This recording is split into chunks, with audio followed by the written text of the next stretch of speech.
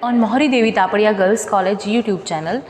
In this class, we will discuss about neoclassical age, and this age is in BA first year student syllabus of MDS University of English Literature paper 1, but it's also important for every literature student. So let's begin with neoclassical age. What is the meaning of neoclassical? What is the meaning of this word, this particular word neoclassical? Neo means new, classical means old literature, Greek and Roman literature. So it means new, in a new style, old literature, in a new style, Roman and Greek literature. Neoclassical time period is 1660 to 1785, and this particular period divided into three ages: the Restoration, the Augustan age, and the age of Johnson. So the Restoration age time period is 1660 to 1700. The Augustan age time period is 1700 to 1745, and the age of Johnson and age of sensibility time period is 1745 to 1785. In this time, in the neoclassical age time, Charles II was the king of Great Britain and Ireland. And this age also known as period of enlightenment, age of reason, era of logic, metaphysical poets, cavalier poets. In this period, in this particular neoclassical age, metaphysical poets and cavalier poets also came. Neoclassical means, neo means new and classical means old and Roman and Greek literature. So I hope you understand all these things. जो neoclassical as है वो BA first year student के syllabus में MDS university के specially Elizabethan age और neoclassical as दोनों उसी में है. हम लोग ऑलरेडी बात कर चुके हैं एलिजाबेथन एज पे कि एलिजाबेथन एज क्या था, उसमें क्या होता था, लिटरेचर में एज का क्यों इम्पोर्टेंस है, ये सारी बातें हम एलिजाबेथन एज के टाइम कर चुके हैं. अब जो नियोक्लासिकल एज है उसका क्या मीनिंग है, देखो नियो का मतलब है न्यू और क्लासिकल का मीन्स है पुराना, कुछ पुराना लिटरेचर. अब पुराना कौन सा, जो रोमन और ग्रीक लिटरेचर है. तो जो नियो क्लासिकल एज के राइटर थे उन्होंने क्या किया, जो पुराना रोमन और ग्रीक लिटरेचर था उसको न्यू स्टाइल में लिखा, है ना, उसको न्यू स्टाइल में लिखा. इसीलिए ये जो राइटर थे जो नियो क्लासिकल एज से बिलोंग करते थे उनको नियो क्लासिकल राइटर कहा गया, क्योंकि इनके जब राइटिंग को किसी ने पढ़ा तो उसने यही आइडिया लगाया कि इन्होंने जो लिखा है वो क्लासिकल एज के जो राइटर्स हैं उनसे बिलोंग करता है. मीन्स इन्होंने बस अपना स्टाइल न्यू रखा है और थीम जो है वो क्लासिकल जो पोएट्स हैं या जो राइटर है उनकी ली है. तो न्यू क्लासिकल का मतलब यही है कि न्यू स्टाइल में लिखा गया पुराना लिटरेचर, ग्रीक या रोमन लिटरेचर. ठीक है. अब इस एज को तीन एजेस में डिवाइड किया गया है. इस बड़ी एज को, न्यू क्लासिकल एज को तीन पीरियड में डिवाइड किया गया है. इसका जो कंप्लीट एज है वो तो 1660 से 1785 तक चला था, 1660 टू 1785. बट इसमें जो छोटे छोटे एजेस थे, जैसे द रेस्टोरेशन एज वो 1660 से 1700 तक चला, ऑगस्टन एज 1700 से 1745 तक चला, एज ऑफ जॉनसन या एज ऑफ सेंसिबिलिटी दोनों बोलते हैं इसे, जो 1745 से 1785 तक चला. कुछ लोग आपको ये भी बोल सकते हैं कि ये जो एज है वो 1798 तक चला, क्योंकि 1798 में हमारा रोमांटिक एज शुरू हो गया था, क्योंकि जो सेंट कॉलरिज और वर्ड्सवर्थ है उन दोनों की लिरिकल बैलेट जो बुक थी, जो कोलैबोरेशन में वर्क था, वो बुक आई थी 1798 में. तो कुछ लोग, मतलब आपको जो टाइम पीरियड है वो कई बुक्स में अलग अलग मिल सकता है, बट इसका जो सर्टेन टाइम है वो यही माना जाता है 1660 टू 1785. इस एज को एज ऑफ एनलाइटनमेंट भी बोलते हैं, एज ऑफ रीजन भी बोलते हैं, एरा ऑफ लॉजिक भी बोलते हैं. इस एज में मेटाफिजिकल पोइट्स भी आए थे, कैवलियर पोइट्स भी आए थे, और इस एज में जो किंग थे वो चार्ल्स II थे, वो king of Britain and Ireland थे. तो ये एक बेसिक थीम है नियो क्लासिकल एज की कि नियो क्लासिकल एज क्या था. अब देखो नियो क्लासिकल एज में जो ये मेटाफिजिकल पोएट्स आए और कैवलियर पोएट्स आए, अब ये सब इनका क्या मतलब है. देखो तुम्हारे लिटरेचर में ये इसलिए बताया गया है क्योंकि तुम कोई भी पोएम पढ़ोगे, कोई भी related to neoclassical age कोई बुक पढ़ोगे, तो तुम्हें इस चीज़ का आइडिया लगना चाहिए कि बात क्या हो रही है, उसका बेसिक क्या है. अब मैंने तुम्हें एलिजाबेथन एज में भी बताया था कि हम लोग अगर थीम जान लेते हैं, हमें बेसिक पता चल जाता है कि अच्छा एलिजाबेथन एज के जो राइटर थे वो इस अकॉर्डिंग लिखते थे, उनका लिखने का स्टाइल ये होता था। तो जब हम पढ़ते हैं, अब जैसे हम शेक्सपियर का कुछ भी पढ़ेंगे तो हमें एलिजाबेथन एज में जो जो हुआ था उसका टच मिलेगा। जैसे वहाँ पे जो है प्रोटेस्टेंट और कैथोलिक में लड़ाई चल रही थी, या जो भी कुछ सेटलमेंट नहीं था, वो सब हमें उनके वर्क में देखने को मिलता है।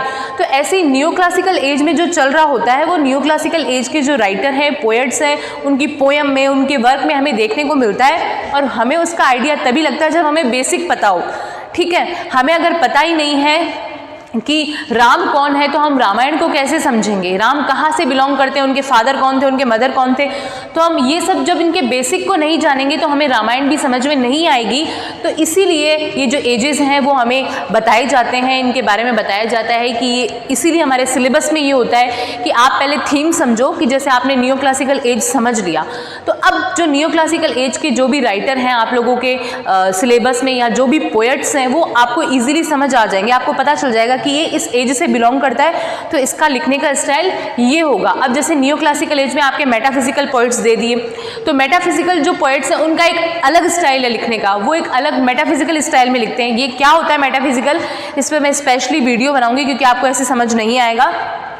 कैवलियर जो पोएट है उनका अपना एक अलग स्टाइल था, उसमें मतलब मेटाफिजिकल पोएट्स में भी 5-6 पोएट ऐसे हैं जो अपने अलग ही थीम पे लिख रहे हैं, कैवलियर में 5-6 पोएट ऐसे हैं जो अपने अलग थीम पे लिख रहे हैं। तो अगर हमें ये पता ही नहीं होगा कि मेटाफिजिकल पोएट्स किस थीम पे लिखते हैं तो हम मेटाफिजिकल पोएम कोई पढ़ेंगे तो हमें अच्छे से समझ नहीं आएगी। इसलिए हमें इसका मेटाफिजिकल पोएट के बारे में पढ़ना ज़रूरी होगा, इसकी थीम जाननी ज़रूरी होगी। इसीलिए हम जो है इन एजेस पे बात करते हैं। तो इस एज को age of period of enlightenment भी बोला गया। क्यों बोला गया पीरियड ऑफ एनलाइटनमेंट?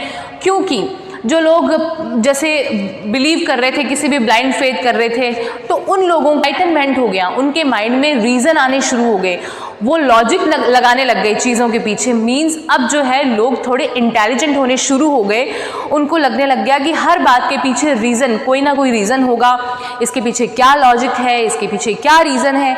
मीन्स लोगों का माइंड जो है क्वेश्चन करने लग गया और लोगों में जागृतता आ गई। तो इसलिए पीरियड ऑफ एनलाइटनमेंट बोला जाता है, एज ऑफ रीज़न भी इसीलिए बोला जाता है, एरा ऑफ लॉजिक भी इसीलिए बोला जाता है। और इसमें क्या हुआ, बहुत सारे ऐसे, जैसे हमारा जो टी, हम दोपहर में जो चाय पीते हैं वो भी ऐसा माना जाता है कि इसी एज से स्टार्ट हुई थी। लोग कॉफ़ी हाउसेस में बैठते थे, वहाँ पे आपस में कॉफ़ी हाउसेस में बातें करते थे।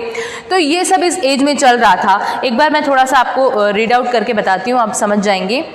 देखो, divided into 3 period, this age divided into 3 periods, वो आपके सामने है, restoration, Augustan and age of sensibility या एज ऑफ जॉनसन। ठीक है, this age known as age of reason, age of Pope. Age of Pope इसलिए बोला जाता है क्योंकि अलेक्जेंडर पोप जो है वो इस एज से हैं। ऑगस्टन एज बोला जाता है इसे। द 18th सेंचुरी के टाइम में थी, इसलिए इसको 18th सेंचुरी भी बोला जाता है। एरा ऑफ एनलाइटनमेंट भी बोला जाता है। इंग्लिश पोएट्स फ्रॉम 1660 टू 1798, 1660 से लेके 1798 तक जो भी पोएट्स थे are generally known as neoclassical poets. देखो, मैंने आपको बताया था कि ये एज जो है वो तो हमारा 1660 से 1785 तक माना जाता है ऑथेंटिकली, ठीक है। बट कई लोग, मैंने आपको बताया था, ऐसा मानते कि 1798 में जो वर्क आया था कोलैबोरेशन में वर्ड्सवर्थ का, जो कि रोमांटिक एज से बिलोंग करते हैं, और कॉलरिज का, उनकी स्टार्टिंग, जब उनके वर्क आया तब से रोमांटिक एज की स्टार्टिंग मानी जाती है। तो तब तक जो पोएट्स थे उनको नियो क्लासिकल पोएट ही बोला गया था, जो 1798 तक थे। They are called so because they had great respect for classical writers and imitated much from them. And जो न्यू क्लासिकल एज के राइटर थे वो इमिटेट थे न्यू क्लासिकल एज के पोएट से, क्लासिकल एज के राइटर से। क्लासिकल एज कौन से हो गए? जो रोमन और ग्रीक लिटरेचर था, जो रोमन और ग्रीक राइटर्स थे, उनसे हमारे जो न्यू क्लासिकल एज के राइटर्स थे वो काफ़ी इन्फ्लुएंस थे। उनकी इन्फ्लुएंस से ही उन्होंने पोएम्स लिखी, या उनकी इन्फ्लुएंस से उनके वर्क में हमें इन्फ्लुएंस देखने को मिलता है, इसीलिए इनको नियो क्लासिकल जो है पोएट्स बोला गया। For neoclassical writers poetry was an imitation of human life. Neoclassical writers के लिए पोइट्री जो है एक इमिटेशन ऑफ ह्यूमन लाइफ है, ह्यूमन लाइफ के लिए इमिटेशन है। This was a time of comfortableness. ये जो टाइम था ये कंफर्टेबल वाला था। कंफर्टेबलनेस इन इंग्लैंड में people would meet at coffee houses.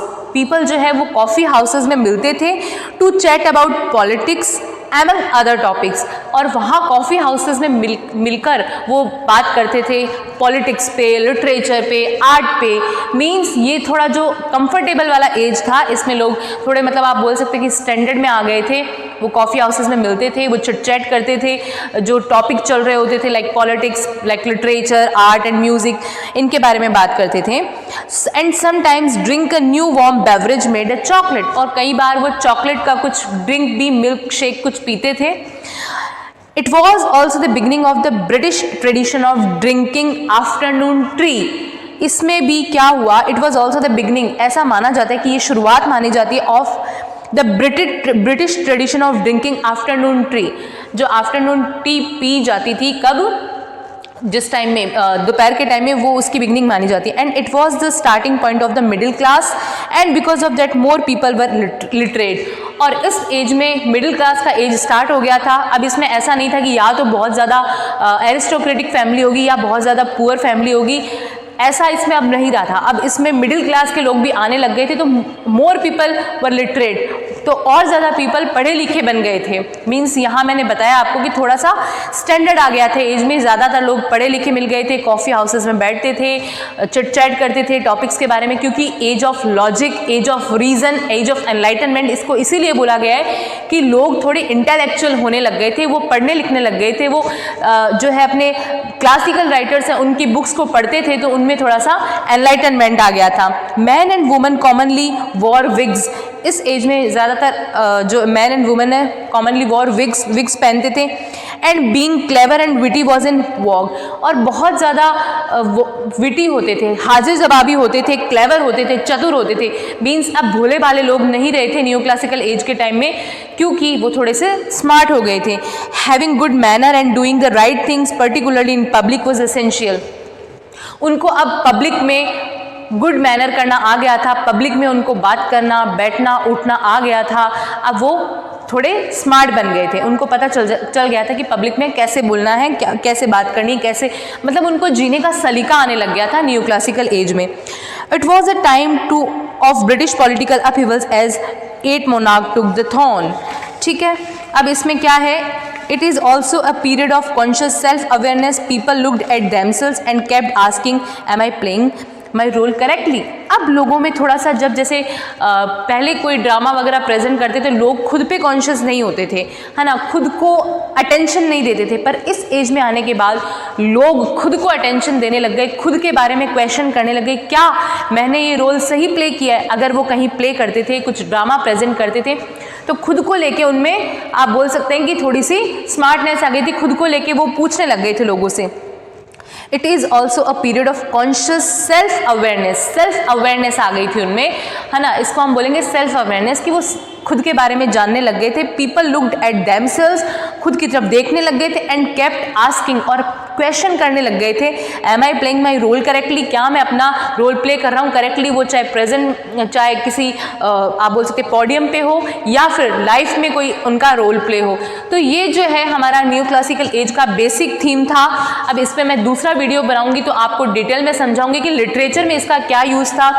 आपको अभी तक का जो है वो आई होप समझ आ गया होगा कि न्यू क्लासिकल एज क्या है। न्यू क्लासिकल एज जो है new and classical, new style में जो क्लासिकल लिटरेचर लिखा गया, जो रोमन एंड ग्रीक लिटरेचर लिखा गया, उसको न्यू क्लासिकल बोला गया।